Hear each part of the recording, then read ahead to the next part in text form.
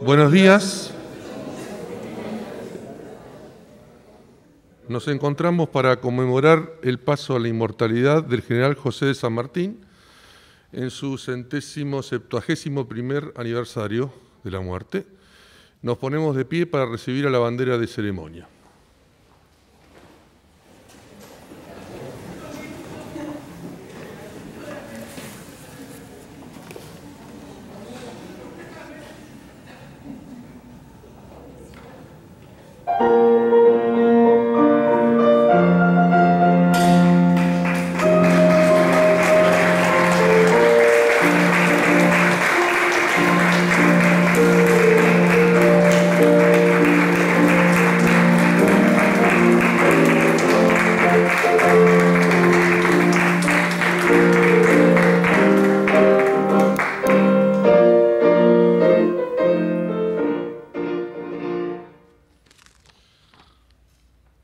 Abanderada Malena Uranga, primera escolta Camila Finke, segunda escolta Malena Murga.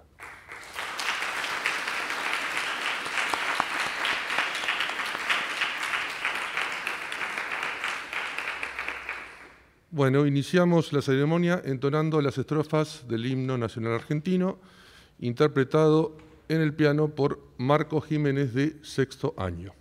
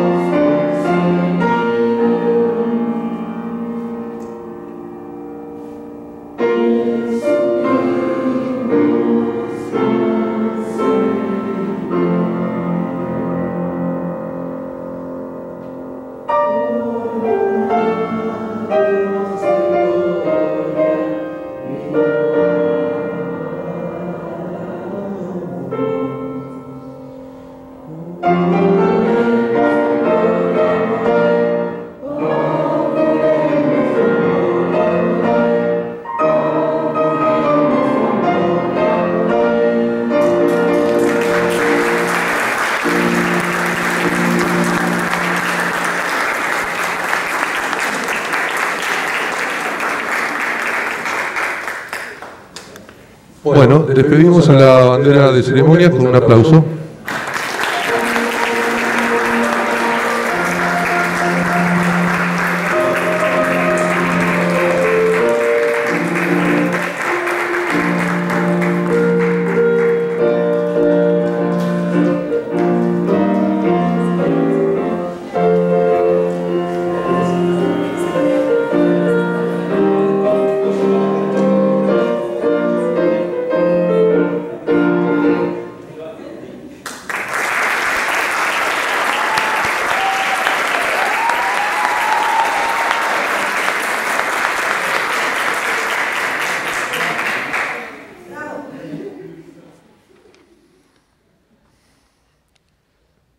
José de San Martín había nacido en Yapeyú, Corrientes, en 1778 y murió en Boulogne-sur-Mer, Francia, en 1850, el 17 de agosto. Es una de las figuras más trascendentes de las guerras de independencia hispanoamericanas. Actuó en territorio sudamericano entre 1812 y 1824 y luego partió hacia Europa hasta el momento de su muerte. Tuvo varios cargos y títulos como jefe del Ejército del Norte, gobernador de Cuyo, capitán general del Ejército de Chile, generalísimo de las armas, fundador de la Libertad y la República del Perú, padre de la patria y libertador de América. Actualmente sus restos descansan en suelo argentino en la Catedral de Buenos Aires. Su figura es destacada en el Museo Histórico Nacional, que cuenta con un área especial sobre su máxima epopeya, que es el cruce de los Andes, y además en el mismo museo se encuentra una de las piezas de mayor valor histórico de nuestra patria, que es el célebre sable corvo de San Martín, considerado un símbolo de la emancipación sudamericana. Estamos muy contentos ya que es el primer evento que hacemos en nuestro nuevo salón, así que doble alegría.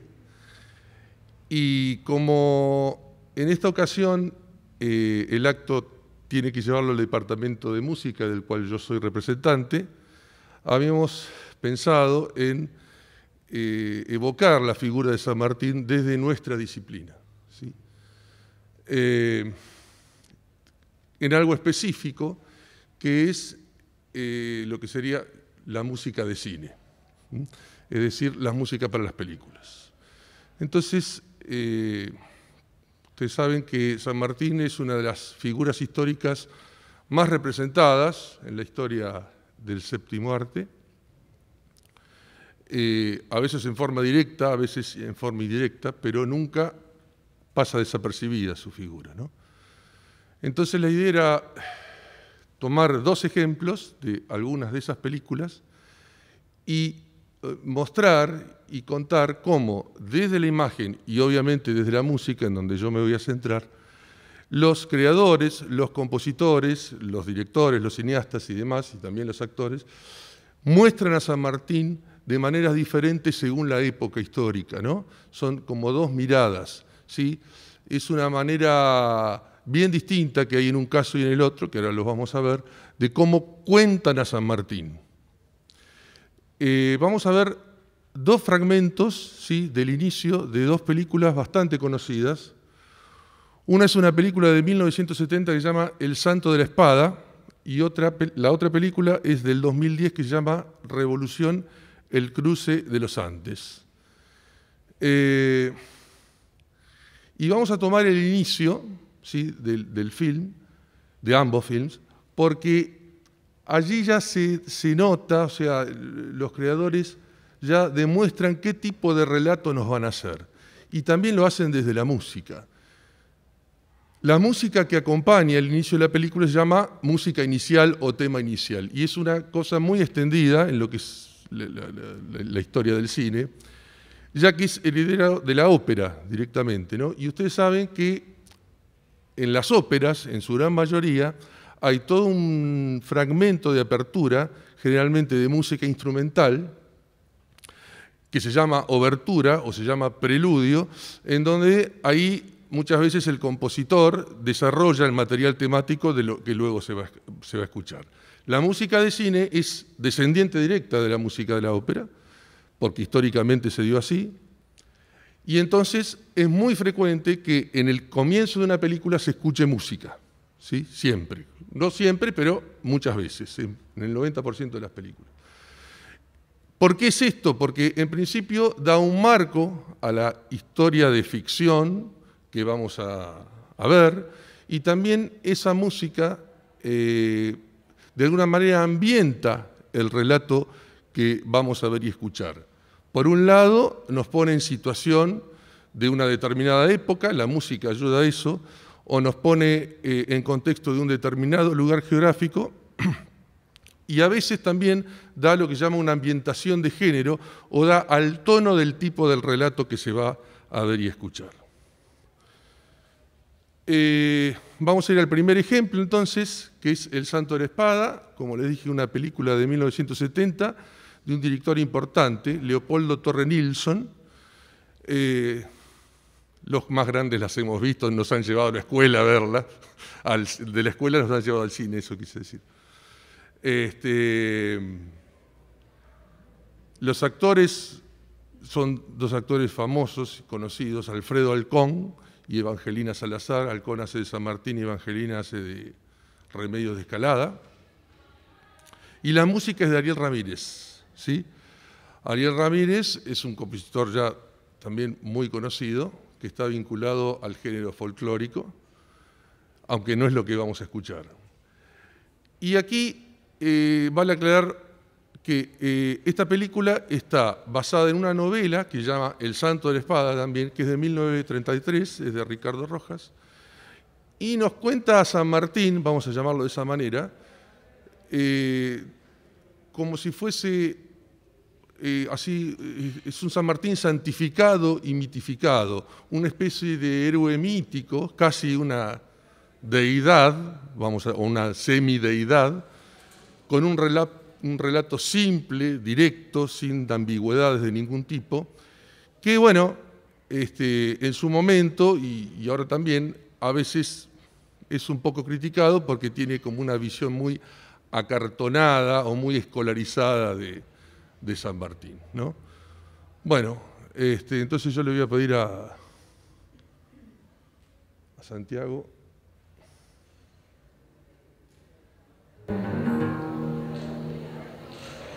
Bien, este es el inicio de la película.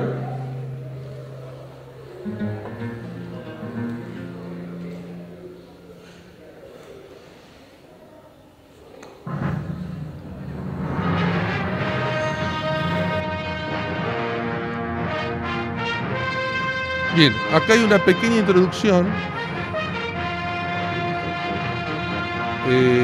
Fíjense que se escucha como una especie de fanfarria musical, o sea, predominio de metales. Y luego de un breve silencio, comienza la música de fondo. Y fíjense, en la imagen nosotros vemos una montaña, que suponemos que estamos en la cordillera de los Andes, una imagen inmóvil, ¿no? Diría que es una foto más que una filmación, porque fíjense que las nubes no se mueven nunca.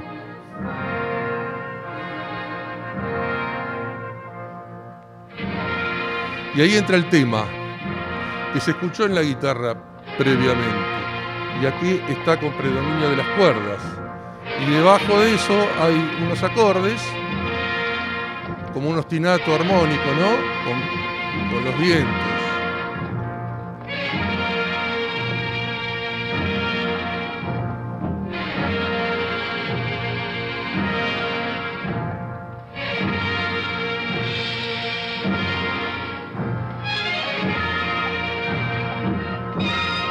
Este es un segundo momento donde la cuerda toma el ostinato subdividido y ahora la melodía está en los metales.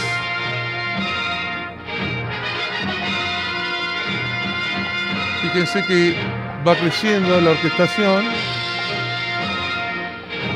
Se escuchan una cabalgata por debajo de la música.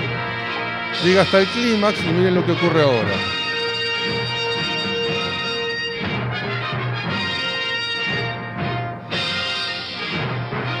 en este momento.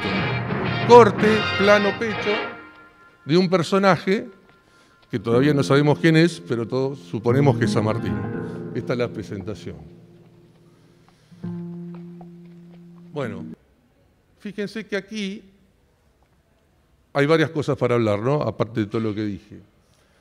En principio, la primera imagen, ¿no? Vemos una montaña allí inalcanzable, eterna, fija, inmóvil, y automáticamente el director nos conecta con la imagen de este personaje que es San Martín, inalcanzable, eterno, ¿no? Heroico. Es decir, que ya desde lo visual tenemos una conexión de ese tipo. Pero aparte podemos hablar muchas cosas de la música en este sentido. Ustedes saben que Ariel Ramírez es un gran compositor, pero que está vinculado a lo que es el folclore, como había dicho. Su obra más famosa es La Misa Criolla. Sí, ya había compuesto La Misa Criolla desde 1965. Y otras piezas, que yo, Alfonsina y el mar, Juana Zurduy, Rosarito Vera, La Tristecita. Pero no es lo que escuchamos acá. Esto no tiene nada que ver con música folclórica. La pregunta es ¿por qué? O sea, ¿por qué si convoco un compositor, un gran compositor conocido, no hago que haga su música? Muy sencillo. Esta música que nosotros escuchamos está conectada o está vinculada a un género cinematográfico que había tenido su apogeo, supónganse, 20 años antes, que es el género peplum. Sí, se llama así, peplum. El peplum es lo que se conoce como las películas de aventuras de espadas y sandalias, ¿sí? Tuvieron su apogeo en los 50 y en los 60 en películas como, ahí va, Hércules, Quo Vadis, Espartaco, Ben-Hur, es decir, eran todas películas basadas o ubicadas en la antigüedad griega o romana o bíblica, que básicamente tenían un personaje mítico que con una moral inquebrantable y un gran poder para la pelea, para la lucha, para el combate. Hay otros peplums más modernos, por ejemplo, Troya, Gladiador o incluso la serie Games of Thrones. Tienen conexión con el peplum, ¿sí? La palabra peplum viene de la túnica que usaban los personajes, se llamaba peplo. ¿Cómo conecta esto con el santo de la espada? Muy sencillo, porque en el fondo, la mirada de Torre Nilsson, que tiene sobre San Martín en esos años, no es muy distinta a la mirada que tenían los que hacían los peplum, de Hércules, Aquiles o quien sea. Y de ahí viene la conexión en forma directa. Es, no sé si una imitación, pero por lo menos es un estilo. La música de los peplum claramente caracterizaba este tipo de películas, a pesar de que los compositores tenían un impedimento original, que ¿cuál era? Que no se conocía la música de la antigüedad. Hoy en día tampoco la conocemos, como era la música de los griegos y los romanos. Entonces imaginaron ese universo musical antiguo y más o menos readaptaron, ¿cómo les puedo decir? Una música postromántica con el predominio de la fanfarria, es decir, muchas orquestas de metales, y también la utilización de la percusión para acentuar el carácter marcial de lo que se iba a contar. Básicamente es eso. Y eso lo hace Ramírez muy claramente en este momento y en otros momentos de la película, pero en el tema de inicio es muy claro y es muy evidente. Muy bien, vamos a pasar al segundo ejemplo ahora, que es San Martín, el cruce de los Andes. No, perdón, Revolución, el cruce de los Andes.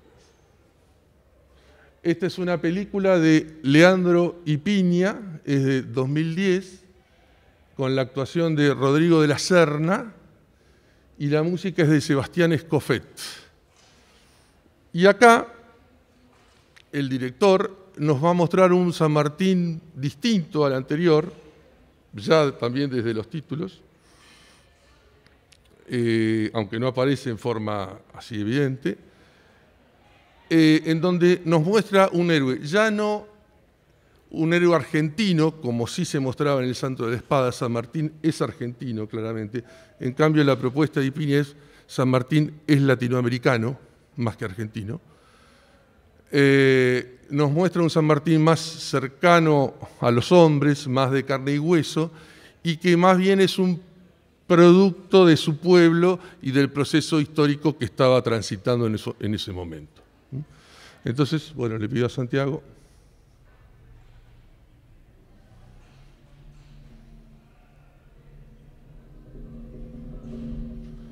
Bien, todo este momento se escucha el redoble del timbal, muy tenuemente.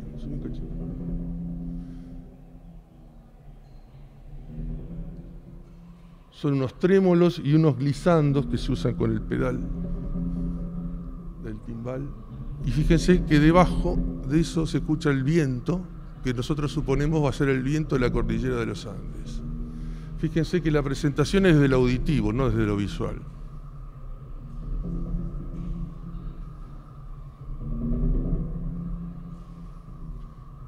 Aquí hay toda una presentación hasta que va a haber una sincronía, ahora yo se la voy a indicar, en un segundo momento, este. Es un acorde que viene desde abajo, junto con la imagen del oscuro. Cuando España se desmorona ante Napoleón, sus ecos llegan hasta las colonias americanas. El fin del colonialismo ya no es un sueño para los pueblos de América, que casi al unísono se levantan y forman sus propios gobiernos. Pero la revolución solo puede imponerse de una sola forma: con la guerra. La contrarrevolución no tarda en llegar y restaurar aquel viejo sistema a fuerza de sangre y fuego. Para 1815, solo las Provincias Unidas del Río de la Plata quedan en pie. Desde Cuyo, una zona aislada y pobre, José Francisco de San Martín crea, instruye y se pone al frente de un ejército de 5.200 hombres para cruzar los Andes y liberar Chile como primer paso de un plan mayor: la libertad de todo un continente. Bien, toda esta primera parte está presentada como si fuese un documental, ¿sí? Pero no es un documental. Pero ya ahí va a haber mezcla de géneros en la misma película, lo que ya, con lo que vemos, mayor complejidad. La voz que se escucha en off, la deben haber reconocido muchos, es de Federico Lupi, famoso actor, ¿no? Bien, y fíjense, de entrada, la imagen, lástima que no quise hablar encima porque si no, no se iba a entender nada. Lo primero que aparece es el mapa de Sudamérica, no aparece el mapa de Argentina ni el de Cuyo. Es decir, nos muestra San Martín que va a actuar sobre Sudamérica y después la cámara hace un traveling, o hace un zoom, mejor dicho, sigue un acercamiento hacia el lugar de Cuyo, que es donde va a salir para cruzar los Andes, porque la película habla sobre el cruce de los Andes, no habla ni de la niñez ni nada de eso.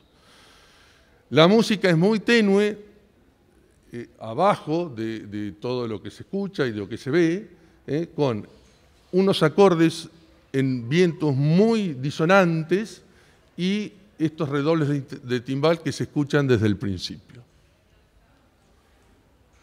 Este sería un segundo momento y acá vemos estos acordes que se escuchaban del principio y ahora se van a repetir cada vez más frecuentemente. Fíjense que distinta la imagen respecto a lo anterior, que era una foto fija. Acá tenemos otro tipo de juego. Es una producción mucho más importante. Es decir, acá hay un avión, un helicóptero filmando esto, tipo superproducción. Arriba, un trémolo de cuerdas que tal vez refleje toda la claridad, ¿no?, de la imagen, y por debajo esos acordes disonantes que nos van a mostrar que hay algo más oscuro dentro de todo esto.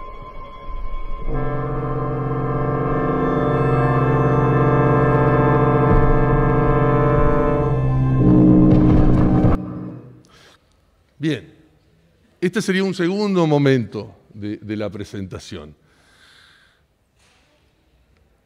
Cada uno tendrá sus experiencias viendo cine, pero lo primero que puede llegar a ocurrir con esto, que hay como una contradicción entre lo que yo veo y lo que escucho. Es decir, estas ambientaciones de grandes paisajes, blancos, con esa cosa media poética, no están ambientados generalmente con este tipo de música. No digo que no se haya hecho, pero es bastante extraño. Es decir, hay, no sé si una contradicción, pero por lo menos no hay una empatía entre lo que se ve y lo que se escucha. Y ahora vamos a ver por qué. Adelante. Bien, acá aparecen un tercer momento con estas imágenes medio difusas, y este momento es importante. Aparece, se inserta un personaje, no se sabe quién es, y otra vez estas imágenes casi oníricas, ¿no? Y fíjense lo que hace la música arriba. Otra vez el personaje, ahora torcido, desorden, hasta que aparecen unos golpes y se interrumpe todo. Déjalo un poquito más, perdón.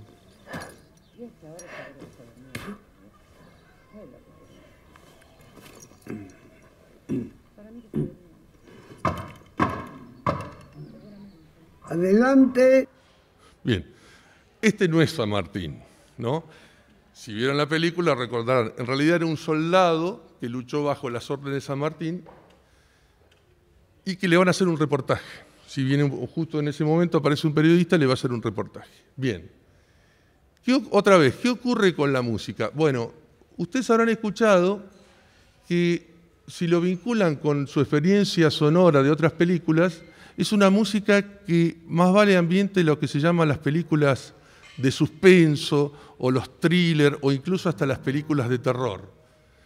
El cine de Hitchcock y toda esa línea que desde 1960 llega hasta nuestros días, ¿no? Entonces, ¿qué tiene que ver con esto? Porque en realidad lo que está mostrando el compositor es una representación musical de la mente perturbada del personaje que vemos a lo último. ¿Sí? Es toda esa sonoridad, ¿no? En donde de alguna forma trata de reflejar el compositor desde lo musical eso. Hay como un desfasaje, ¿no? O sea, toda la música se escucha desde el principio y se superponen unas imágenes que en realidad no refieren a esa música, sino que van a referir diegéticamente a lo que hace este personaje, teóricamente lo que piensa, que es un anciano, que le falta la memoria. Vieron que en un momento aparece el plano así bien sentado y después aparece así, indica como una especie de desorden mental, tal vez, y la música acompaña todo eso. Es decir, un relato mucho más complejo, ya también desde la imagen hay una superposición de ideas, hay fragmentos, hay partes. Como conclusión, entonces, decir que a partir de dos películas distintas, con 40 años de diferencia, se muestra a San Martín desde dos lugares bien distintos, como lo dijimos. En una es el santo de la espada, esa especie de héroe mítico, ¿sí? Inalcanzable, y la música con el leitmotiv de Ariel Ramírez, triunfal, monumental, potente, de las viejas películas de los series míticos, refleja eso. Y por el otro lado, esta otra película, ¿sí? Con una música más bien anempática, que tal vez no se conecta en forma directa con la imagen, sino que más vale hace otro tipo de juego, mucho más complejo, nos cuenta o nos intenta contar a San Martín como un personaje más cercano a nosotros, como les decía, más de carne y hueso, producto de su tiempo y de su pueblo. Y en el medio, como una vez más, la música operando con sus elementos propios, ¿sí? Y tratando de reflejar las dos miradas distintas que tienen estos dos creadores de El Padre de la Patria. Bueno, muchas gracias, eso es todo, gracias por el silencio.